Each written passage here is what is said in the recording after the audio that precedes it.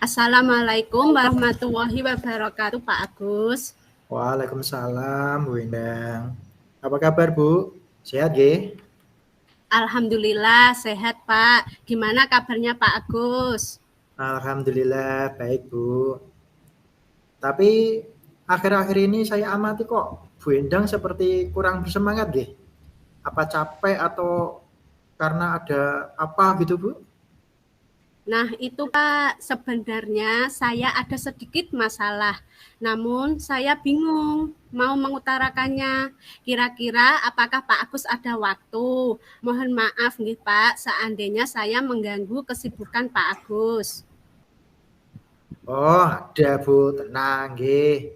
Pripun, Bu? Tidak mengganggu kok. Silahkan. Alhamdulillah, terima kasih ya Pak Agus atas waktunya. Jadi begini Pak, beberapa hari ini saya tuh kepikiran Pak. Kepikiran apa, Bu? Apa mungkin bisa saya bantu gitu, Bu? Saya akan menceritakan permasalahan saya dan berharap akan ada solusi dari Pak Agus.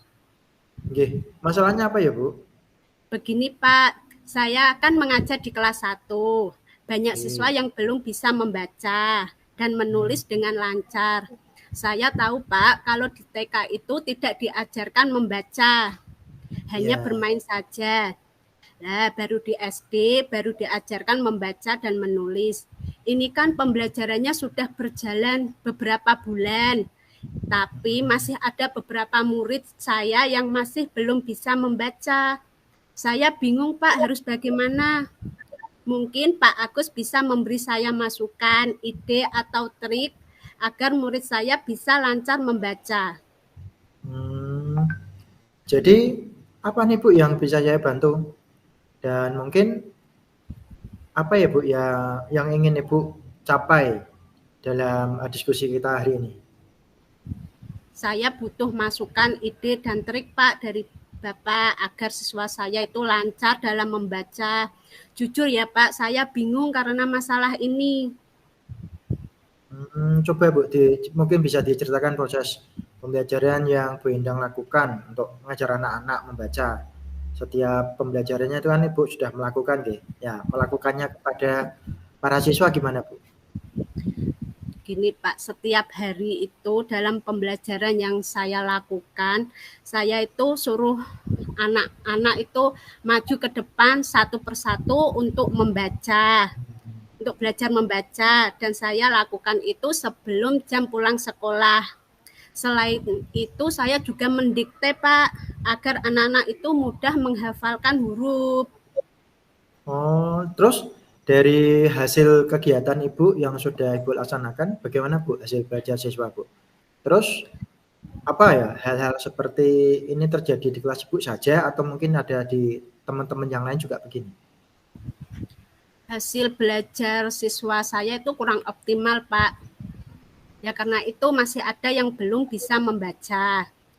Kayaknya tidak hanya di sekolah, kok di sekolah. Kayaknya tidak hanya di kelas saya deh Pak.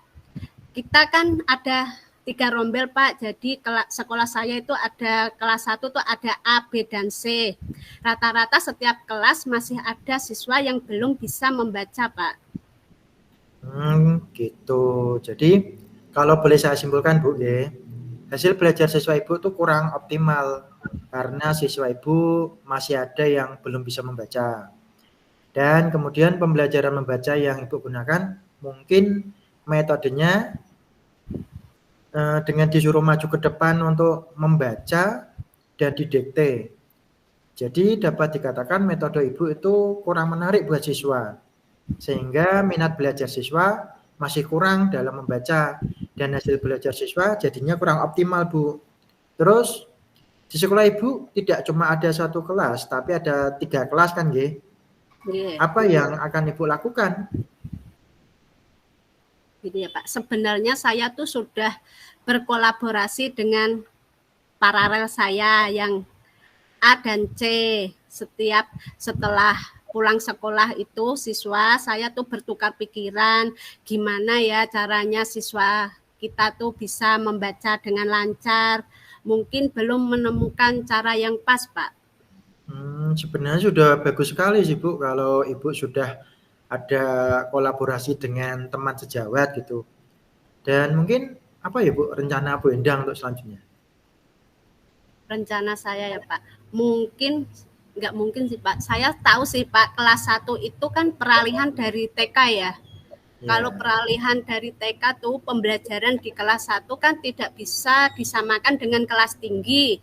Kalau di kelas 1 kan sukanya masih ada hawa-hawa masih bermainnya. Jadi kedepannya mungkin saya akan menerapkan metode yang bagi siswa kelas 1 itu menarik, menyenangkan, agar tuh anak-anak lebih bisa fokus untuk belajarnya. Pembelajaran yang disesuaikan dengan kodrat alam dan kodrat zaman yang pas untuk siswa kelas 1. Oh, benar itu Bu.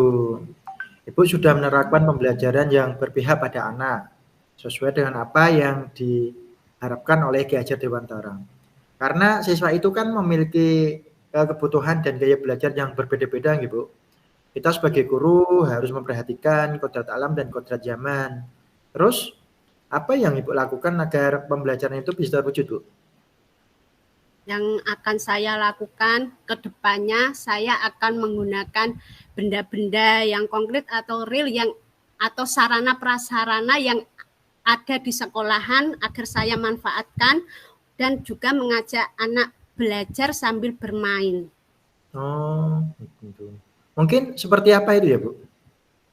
Misalnya gini ya Pak, saya mencari gambar-gambar atau mencari gambar-gambar seumpama gambar apel gitu, tulisannya di bawah huruf ada A, P, E, L, atau kuda, gambar kuda, terus di bawahnya ada tulisannya juga, dan juga nggak menyediakan sih benda-benda yang ada di kelas seperti meja, kan bisa bertanya dengan siswa, ini benda apa, meja, terus mencari kartu huruf-huruf yang sudah saya buat, meja itu tulisannya apa saja gitu. Terus kita bisa memutarkan video-video tentang huruf gitu. Terus bisa dibuatkan PowerPoint. Terus siswa diajak belajar sambil bermain. Pokoknya saya mengemas pembelajaran itu semenarik mungkin agar siswa itu lebih tertarik belajarnya, Pak. Wah, menarik sekali ya pembelajaran yang Ibu rancang ini. Sudah disesuaikan dengan kebutuhan siswa dalam belajar. Kemudian bagaimana Ibu menerapkannya dalam pembelajaran, Bu? Saya akan menerapkannya di semua mata pelajaran, Pak. Tidak hanya bahasa Indonesia saja ya, Pak. Bisa di matematika, Pancasila, seni, bahasa Jawa, agama, dan lain-lain. Seperti contoh ya, Pak, kalau matematika siswa saya ajak bermain buat berkelompok untuk banyak mengambil bola, terus dihitung, ditulis, kan, terus ada menyediakan gambar-gambar agar siswa itu lebih mudah dalam membaca, memutarkan video-video tentang huruf, membuat PowerPoint, mengajak siswa sambil bermain dengan belajar menempel dan mencari gambar dan menempel. Pokoknya pembelajaran akan saya buat sedemikian rupa agar siswa itu bisa membaca dengan lancar dan hasil belajar siswa juga bisa meningkat, Pak. Wah, bagus sekali Bu Endang. Media yang akan Ibu gunakan itu sangat sesuai dengan anak-anak kelas 1. Yaitu pada dasarnya kan masih suka bermain ya anak-anak kelas 1 nggih. Ibu sudah menerapkan pembelajaran yang berpihak pada murid. Kemudian Bu, bagaimana sekarang perasaan Ibu setelah melakukan diskusi ini, Bu? Perasaan saya sekarang agak merasa lega, Pak. Nggak agak sih, merasa lega. Karena masalah yang membuat saya kemarin-kemarin itu gelisah, gundah, sudah tercerahkan.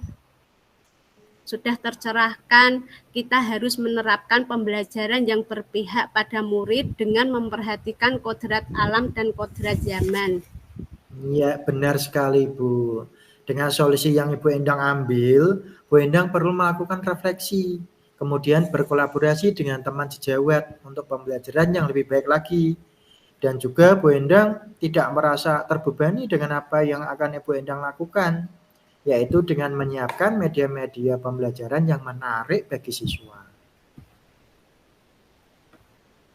Ya Pak, makasih ya Pak sudah meluangkan waktu dan membantu mencari solusi dari permasalahan saya.